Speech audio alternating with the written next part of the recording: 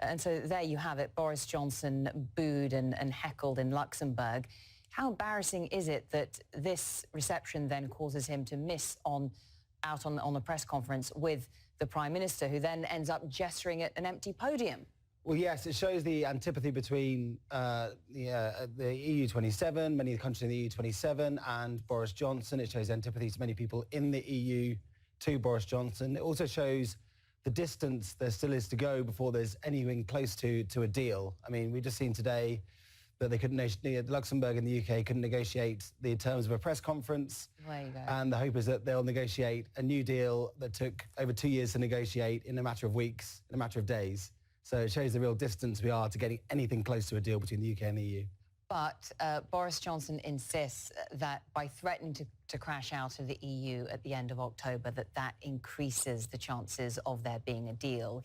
To him, this is exactly the point. It's a negotiating strategy. Yeah, it maybe shows that he's sort of reckless and willing to sort of abandon the pretext of a deal and sort of go full ahead with a no deal. But he's been briefing at the weekend about the prospects of a deal.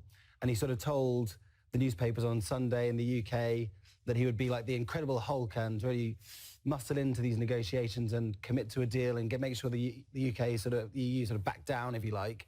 And here he is today sort of abandoning a press conference. It's sort of conflicting messages, conflicting signals coming from number 10. What the Incredible Hulk would do, perhaps. Is the EU feeling any pressure right now?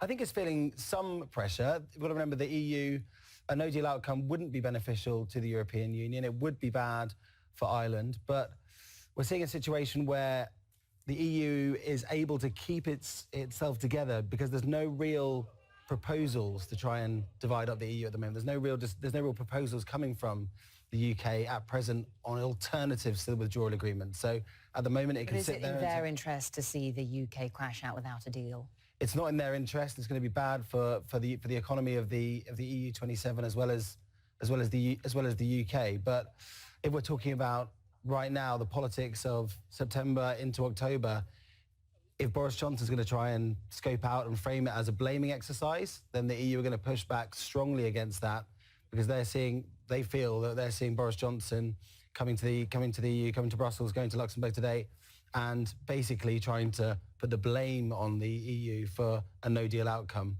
either after an election or before it. And that's what they're really trying to push against this week. How will the Prime Minister deal with this law passed by Parliament, calling on him to ask for an extension in the event that a deal isn't negotiated by October the 19th? And that does look like the likely scenario. Can Boris Johnson just ignore it?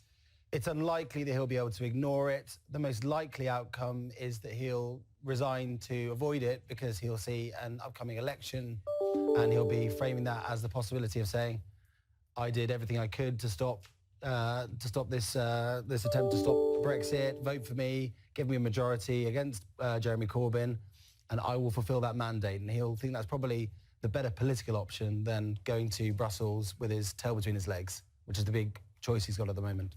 Alan Wager from King's College London, thank you. Thanks.